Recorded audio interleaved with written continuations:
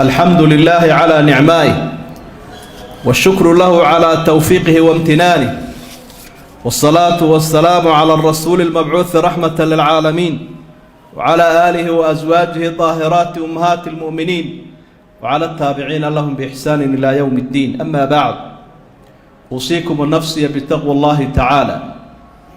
والليال وحين كهد ليني الأسباب العملية لتقدم سلفنا الصالح. ومدني إسلام كه الرئيسي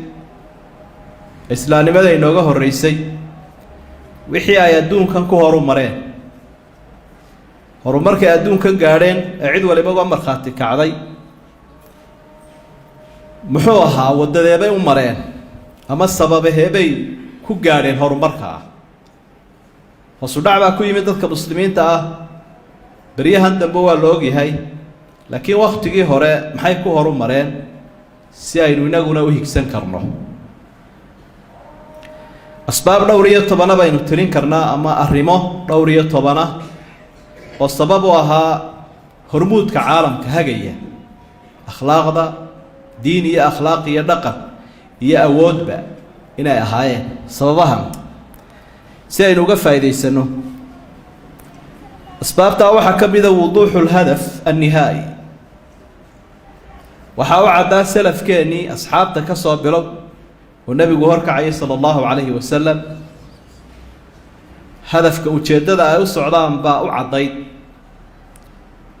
ويقول كنا ولا هذا كل انتم ويانا وحبان كدوي هدف كاستنوحها إن إلهي إلا رالي قليو جندي سنة لبادي دوره عذاب كي سنة لقى عرره فمن زحزح عن النار وادخل الجنة فقد فاز. تاسانا إلهي سبحانه وتعالى وأصحابتك وأماني وحنا لقو قاري كرا تاس عقيدة الإسلام وكلية أي لقو قاري كرا هدف كاي السلام قفار عقيدة الإسلام كوذنين رالي النقشة إلهية كنا مرات سدو نارا وديارة أصحاب تمركوا إلهي أمانة وحول رضي الله عنهم ورضوا عنه أولئك حزب الله ألا إن حزب الله هم المفلحون. إلهي بكرالي النقضي يقولون إلهي بكرالي النقضي المركي ورالي قلي إلهي رالي قليين حسبي إلهي نساسه وبيره. لقد رضي الله عن المؤمنين إذ يبايعونك تحت الشجرة فعلم ما في قلوبهم فأنزل السكينة عليهم وأثابهم فتحا قريبا. سعد بلهاي وشيء يا أصحابتي النبي محمد وكرر للنقضي رسولك يا أصحابته وذكرين وكرر وقت جاي كلا هشين يا النبي جيت كهوستيس صلح الحديبية السنة دي لحاد وعكروا النبي ونوح عليه الصلاة والسلام رأى للنقشها كسكوا عدة وجهر قال يستشن ذينهم فقراء المهاجرون أصحابتي نفتو ذا إيمال كوذا بإلهي كيبي كسو قحي مكة الدين توسو ديار قرابي سيها ريرها وقبتان شنا ذا كوا صاوه الرين يبو النبي عليه الصلاة والسلام. إذا نرنك سؤالك كوبادا ينون والله أي تهينا نكقضى ينو ملك الله بعد وحوي وضوح السبيل وضد يمر أيام باو عطيد هداد مقالتك يصد وضد كأن بطواد لومي وذوريريو وضد سنة وحوي اتباع المرجعية الشرعية كتابك قرآن كاي سنها أهان نظام كوله نظامك أي راعيان هجية إذ والبناء كجهر مرين ووحي إلهي وكان قرآنك إلهي وسودة شيء هي سنة الرسول صلى الله عليه وسلم. يا أيها الذين آمنوا أطيعوا الله وأطيعوا الرسول وأولي الأمر منكم. سلا درادد با إلهي وفري ومضوا هنا يراعوا إلهي أطيعان الرسول كأطيعان عيدا وحي جاكوه قامين السنة يا أطيعان يضع عدد أي تبعت وأنا استقلالي هين وإنه قد شهدنه مركو إلهي كهذا يوحي أطيعوا الله وأطيعوا الرسول لبدا إريبا الله سعلا إلهي رسول كأطيع أطيعوا ذي أي إلهي سعلي وأولي الأمر مركو كهذا يمو أراني وأطيعوا أولي الأمر منكم لأنه تهري رعسنت إلهي رسولكم والشارع إلهي بشرعي قد تجي رسول كان الشرعي دجينته وحل ساري نبينا عليه الصلاة والسلام حق الشرعي كمجف macsuum buu ka yaho waa dhowrsoonya waxu gaarana isagu ummadda uma keeno marka dadka kalena tabaciyadooda iyo raacidoodu iyo adeecidoodu kolka ay waajib noqonayso waa inay ku raacayaan rabbi iyo rasuul mas-uuliintu nabigu calayhi salaatu wasalaam taasuu ummadda u dardaarmo wuxuu lahaa 2 shay baan idinkaga tegey haddaan dhintaan idinkaga tegaya kitaabka ilaahay iyo sunnadayda ma kala baxayaanoo lama kala saari karo inta labadaa haysataan ma lumaysaan buu nabigu calayhi salaatu wasalaam walkitaabu maxfuud wakadalika sunna kitaabkiina ilaahay baa inoo ilaaliyey ummad wanaagsan oo u heelana wuu ku ilaaliyey wax iska bedelay ma jiro sidii loogu soo dejiyey nabi maxamed sallallahu alayhi wasallam sunnadii nabigana ilaahay ummad buu u diray culimaa aqoonyahana way shaandheeyeen wixii aan ka mid ahayn way ka saareen waxaa la yidhaha mawduucaat iyo ducafaa waa waxyaabaan la daliishan karayno kutub gaara lagu xidhay axaadiidta aynu daliishan karayne saxiixayna qaar bay inoogu qoran yihiin gaar marka labadaba saasaynu uga faa'iidaysan karaynaa labadaa cunsur ama labadaa arrimood ma haystaan ummadda islaamka cid aan hayn mana heli karaan horumarka waxyigaa lagu helay waxa labaad oo ay ku horumareen dadka muslimiinta ah almarjaciya tajribiya waxay ahaayeen ummad ka faa'iidaysta ummadaha kale waxay aqoon la dheer yihiin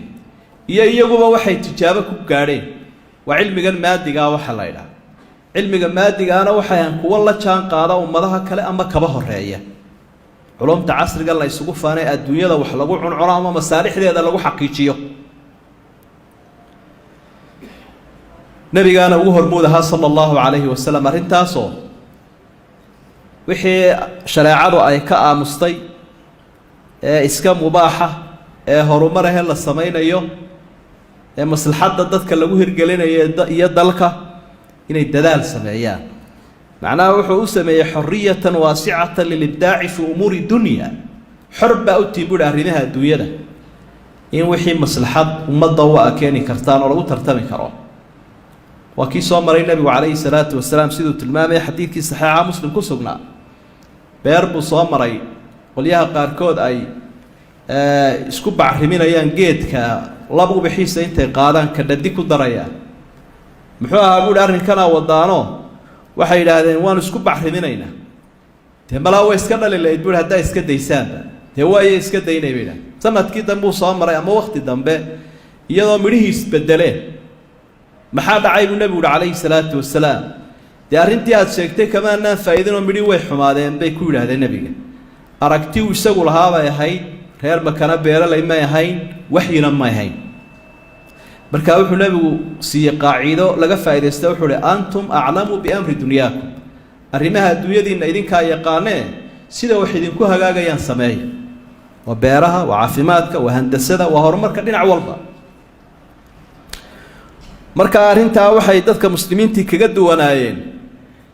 rijaal alkaniisa kaniisadda iyo raggeedii oo yidhi adduunyada iyo dhaqdhaqaaqeeda iyo horumarkeeda gacmaha laga soo laabto waa kuwii gaaladu tuuray ee yidhi tani diinba maaha dadka u diidaysa horumarka idan arrintaana muslimiintu way kaga duwanaayeen dadkaa diinta kiristanka haystay saa daraaddeed baa horumarkoodu uu meel sare gaadhay waxay lahaayeen wuduuxu risaala والمهمة في أثناء هذا السير نحو الهدف هدف كأي هكسنيان مركي والسعودان وحيكون قناع سنايين وقاين مهمة دولة هي هوشا أي قبنا إياه هي فرينة أي سيدانية وحياوها كي سنيس استاد رادد بخير كان يهلان ومضى إسلام لما يآمو سينين إلا واحد كل يبان تددك لقارسياي بركا واحد في دينيا دعوة دولة إسلام dacwadda islaamka ay fidinaysay dowladda islaamka iyo dadka muslimiintu waxyaabaha ay xadaaradda ku gaadheen bay ummadaha ka soo horjeeda marka ay xaqa gaadhsiiyaan ay ku qanciyaan hareertooda istaagaya oo way la hawlgelayeen haddaa taariikhda dib ugu noqoto nimankii mongoliska la odhan jiray ama tataarki dowladda islaamka waqti burburiyey ee dadka aada u laayay dhowrka milyan ka dilay dadka muslimiinta ah markii dambe islaameen ee islaamka la gaadhsiiyey horumarka keeneen waa la ogsoonyo taariikhda ka markhaati kacaysa idan markaa waxay ahayn khayrka ay heleen iyay gaadhsiinayeen ummadoo dacwadda oo dadka loo fidiyaana xadaaraddii salafka qayb weyn bay ka qaadatay sidaa daraaddeed baa futuuxaadkii islaamiga ahaa ama markay dadka muslimiinta ahi gaadhsiinayeen diinta dadka lamay mid ahayn futuuxaadkooda iyo waddamada la furayay tii isticmaalka oo kale. isticmaalka waxaynu ogsoonnahay meeshuu tago dadka adduunyadoo iyo dalkoodu qaadan jiray oo isagaa yeelan jiro adduunya u socdeen. taa way kaga duwanaayeen dadka muslimiintii. dadka markay diinta gaadhsiiyaan waxay odhanayeen dalkiinnana idinkaa leh, duunyadiinnana idinkaa leh. nebigaa horseed ugu ahaayoo ku tacliimiyey sala allahu calayhi wasalam. mucaad ibnu jabal buu yaman u dirayaa, usuusha diinta ee dadka uu gaadhsiinaya iyo gundhigu u sheegayaa. mar hadday arkaan islaamka ka aqbalaan, iyaaka wa karaa'ima amwaalihim, waxaad iska ilaalisaa dadka inaad dulmida buu leeyahy. dadkaas soo islaamee diinta gaadhsiiya inaad dulmida iska ilaali. waay habaar bay leeyihin la aqbalayo. qofku marka la dulmiye uu habaartamo ilaahay waxba kama xigaane horay baa laga aqbalaa. markay dadka muslimiintu galeen andalus, jabalu daariq ay ka tallaabeen, waxaa halkaa ka cararay nimankii madaxda ahaa qaar ka mid a. boqorkiibay u tegeen. waddanka andalus la yidhaahdo ka talinaya waa waddanka nimka Spain la yidhaha Yurub ka mid a. waxay yidhahaan waddankii waxaa soo galay niman soconayo inaan hore u arki jirin. maxay la soconayaan? waxay noola yimaadeenay la soconayaan diintaasuun qaata. marka diintaa qaadataan dalkiinnana haysta, dadkiinnana haysta, meeshana madax ka noqdaa.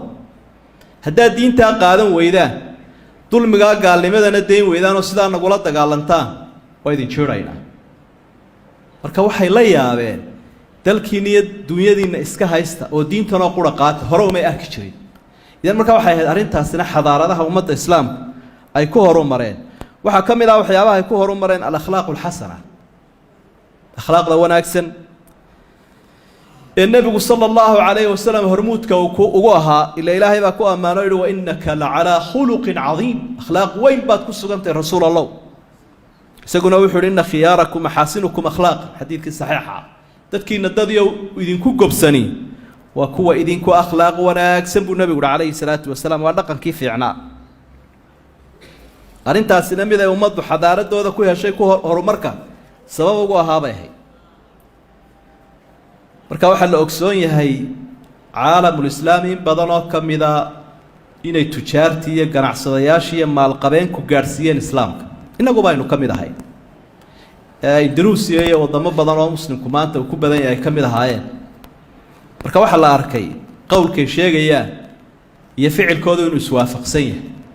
noloshay ku nool yihiin dhexdooda iyo ummadahaba kula nool yihiin inay tahay nolol fiican oo raaxo leh. arrintaas markaa waxay sabab u noqotay in dhaqankoodaasi dadka uu soo jiito la yidhaah kuwani qaar laga hadhi karaba maahee innaguna aanu islaamna sidoodoo kale. ile qofka muslimkaa qowlkiisu intuu saxaya in ka badan buu ficilkiisu saxaya. waatuu nebigu ku dhiirinaya sala allahu calayhi wasalam ummadda markii uu leeyahay, markii uu yihi raxima allaahu cabdan samxan idaa baaca wa samxan ida ishtaraa wa samxan ida iqtadaa. ilaahay u naxariista qofka muslimkaa saamaxaadda badan dadka markuu wax ka iibsanayo, ee wax ka sii iibinayo, ee amaahda ka qaadanayo, ee antiisa unu noolayn, ee ta ummaddana eegaya. ducadaa uu nebigu duceeyey calayhi salaatu wasalaam mid qiimo badan weeyo qofka ilaahay u aqbalaya markuu niyad wanaagsan kula yimaado. marka sidaasay ummaddaasi ahaayeenoo dadka wanaagsanaa ee dhaqanka fiicnaa culimada iyo tujaarta ahaa iyo ducaadda ayaa lagu dayday. sidii baa lagu soo islaamay. marka qadiyadda xadaaradda waxyaabaha horumariyay bay ka mid ahay. waxaa ka mid ahaa alcadl, fa huwa min muqawamaati xadaarati salaf. cadaaladda maaha cadaaladda muslimka dhexdiisa, taasi waa xagga hore. ee cadaaladda gaal iyo islaamba lagu wada dhaqo dadka. waxay ku camalfalayeen qowl allahi tacaala yaa ayuha aladiina aamanuu kunuu qawaamiina lilah shuhadaءa bilqisdi walow calaa anfusikum. shuhadaءa lilah kunuu qawaamiina bilqisdi shuhadaءa lilahi walow calaa anfusikum aw ilwaalidayni walaqrabiin. dadkii muslimiintaa buu ilaahay u yeedha shahaadanayo wuxuu yihi waxaa noqotaan kuwa cadaaladda ku toosan oo ilaahay daraaddii markhaatiga u fura, naftiinaba ha ahaato aakhiratenba waxaa ama ehelkiina iyo waalidkiinaba. markhaatiga iyo cadaaladda sidiisaa loo ilaaliya baa ilaahay u faraya ummadda. waxay ka faa'idaysteen waxyigooda oo aanay ka been sheegin haddaa suuratu nisaa akhrida waxaad arkaysaa 10 aayadood 105 ilaa 115 ayaa waxay dulmi lagu sameynayay ka deedifaynayaan nin yahuudi oo la masabiday ducmat ibn ubayriq ninkii la odhan jiray wuxuu xaday nin asxaabi wax ka xaday nin munaafiq abu haka xaday markuu arkay warkii inuu soo baxbaxayo nin yahuudi abu gurigiisii alaabtii dhigay uu xaday kadibna wuxuu yiri kaasa xaday niman kalena way u jiibiyeen oo reerkooda ha waxay dhahay yahuudiga xaday warkii markuu fashilmay nabiguna calayhi salaatu wasalaam dee isagu dadka quluubtooda kuma jiro qaybkana wuxuu ilaahay u sheegay ma wax kale ma oga arrinkii markii ninkii ku janjeersaday ayaa ilaahay aayadahan uu soo dejiyay subxaanahu wa tacaala iyada oo kaa wax masabidaya iyo kuwa ku ayidayba si adag ilaahay ugu digay subxaanahu wa tacaala marka saxaabadu ridwaanullaahi calayhim iyo salafuna saalix sidaasay ahaayeenoo waxay caan ku ahaayeen cadaaladda waxa la arkay inay iyaga iyo ehelkooda iyo ummadaha ku hoos nool intuba u simayiin cadaaladda ka u weyn iyo ka u yar tusaalayaashu way badayeen mid ka mid ah haddaynu soo qaadanno cumar ibnu khadaab allaha ka raali noqdo wakhtigiisii asxaabtu waxay xoreeyeen dowladdii xoogga badnayd ee bershiyanka ama nimankii reer faris ninkuwii madaxdaa ka mid ah hurmusaan la odhanayay ayaa wuxuu ihi anugu ninkii meesha raggii waaweynaa mar haddaanay waxaan isu dhiibayaa cumar binu khadaab ay gaadhsiiya waayay baa la yidhahna kaa waa la soo kaxeeyey isagoo xariirtiisii iyo dahabkii iyo luulkii iyo dhaldhalaalkii ka lushay iska wata waxba kamay furina way soo kaxeeyeen muddo dheer haddii la soo waday kadib cumar binu khadaab baa loo keenay radia allaahu canhu wa ardaah isagoo madiine joogo madaxweynihii muslimiinta ah cumar yaa arkay waa la daydayay qisada waa sugan tahay ibnu kathiir baa markaa nihaayaha iyo albidaaya wanihaaya kusoo saaraya cumar waxaa laga helay masaajidka isagoo iska jiifo oo qolo dhallinyaraabaa tilmaamoo yidhi masaajidkuu jiifaa oo meel halkaasoo guluc halkaasuu iska jiifaa ninkii saasuu eegay madaxdahaa meesha la keenayoo waxa uu arkay inaanu gaadhna ilaalinaynin qaar xokaynay la soconin isaguba hubsidanin meeluun iska ushiisii barkaday isagoo yaabsan ayaa ninkii oo marka u horeysaba muuqaalkaasi wax tusay kelmad buu yidhaahdaabaa taariikhda ku sugan cadalta xakamta facadalta fanimta fastaraxta laakiin kelmaddaas inaanay sugnayn bay u badinayaan qolada taariikhda laakiin macnihii qisada waa laga fahmayaa halkaa kolkuu saa u eegay u arkay ninkan xaaladiisan cajiibka ah ee wixii ay madaxdoodu ahaan jirtay ka duwan iyo brotokolaadkiisi cumar waa soo dhaweeyey wuxuu uhi waxaad ka warantaa dee horta wuxuu uhi ha laga bixiyo ninkan intaanaan wada sheekaysanin waxaan wada xaaraanta u gashayn iyo dahab iyo xariir iyo waxbaa ka lusha waa laga saaro dhar caadi oo wanaagsan baa loo soo geliyey wuu fadhiisiiyo wuxuu uhi waxaad ka warantaa ballanxumadii ballantii ay ilaahay kaga baxdeen ee annaga nagaga baxdeen cidhibxumadeedii ka war cidhibxumadeedii dee waa taana haysata buuhi laakiin waxaan kuu sheegayaa berigii hore annaga iyo carabta annaga carabta ka adkayn waanu ka awood badnay labadeenna midna ilaahay nalama socon buuhi idinkana ilaahay idin lama soconin annagana nalama socon laakiin imika waxaa muuqata buui intii rasuulkan idin yimi ay islaamteen inuu ilaahay idinla socdo ilaahay uu nala socdaa buuhi haa laakiin carab waxaa kaga adkaateen bijamcikum wa bitafaruqina idinkuna waa uruursanaydeen oo xadaaraddiinna waxay idin siisay inaad midowdaan annaguna waanu qaybsanayn buui waatan casriga la yidhaahda ittafaqat alcarabu calaa an laa tattafiq carabi way shiraanoo waxay ku shiraan inaanay waxba go-aansanin qoraalkaasaana laga raacay buu ihi idinkuna waa midaysnaydeen annaguna waanu qaybsanayn imikana waa sidaa aada sheegtaye ilaahay baa nala socda buui ninkii waxaan uga socdaa wuu islaamo halkiibuu ku islaamay cumar ibnu khadaab mushahar buu uga qoray baanka sidibuu ummaddii islaamka kaga mid noqday maxaa keenaya markaa waxay arkayaan ummaddu cadaaladday arkayaan iyo madaxweynihii iyo raciyaddii inay siman yihiin iyo gaalkii iyo islaamkii amaama sharciga hortiisa inay u siman yihiin waxaa ka mid ahaa waxyaabaha asbaab alxadaara nashru alfadiilati wannahyu can alrabiila waxa fadliga badane qiimaha badan waa la faafin jiray oo xadaaradday ka mid ahay laakiin waxaa liita ummadaha hoos ugu dhacaan ee akhlaaqda dila ee caqliga baabi'iya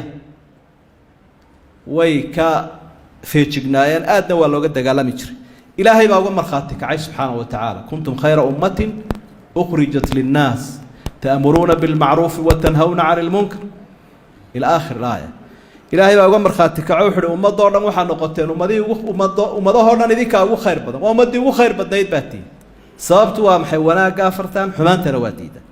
halka ilaahay uu ku markhaati furay nimankii yuhuud aha inaanay taa lahayn kaanuu laa yatanaahawna can munkarin facaluuh labi'sa maa kaanuu yafcaluun xumaanay sameeyeen isumay diidi jirin buu ilahay yidhi kuwii ahlukitaabka iyo yuhuud way isku garabgeli jireenoo ummaddaasi saasay ku rogmatay waa taa ay maantana dacaarada iyo ceebta iyo xumaanta baahinayaan marka mar waloo ummaddu isu taagto waxaa xun inay ka hor tagaan waxa wanaagsanna isku saacidaan isku garab galaan xadaarad bay yeeshaan oo ummadaha hogaamiyeen oo way horu maraan oo caqligoodii iyo naftoodii iyo ummaddoodii iyo cirdigoodaba way ilaashadaan way ku mahadsan yihiin runtii boolisku iyo madaxdoodu howlgalka iminka beryahan ay ku dabagaleen khamriga iyo daroogooyinka iyo waxyaabaha maandooriyaha ah dadweynuhuna waxaa laga maarmaanaya inay wixii wanaagsana la keeno ku saacidaan haddaad laakiin qariso aad tidhaahdo waa reerkayaga ama kan in lacaga baan ku qabaa adigunbay kaa go-anta ilmahaagunbaa cabiyo islaantaada cabiyo aqalkaaga aafoobi doona marka ummaduhu waxay ka tamariyaan cuquusha aragtidu caqligay ka timaadaa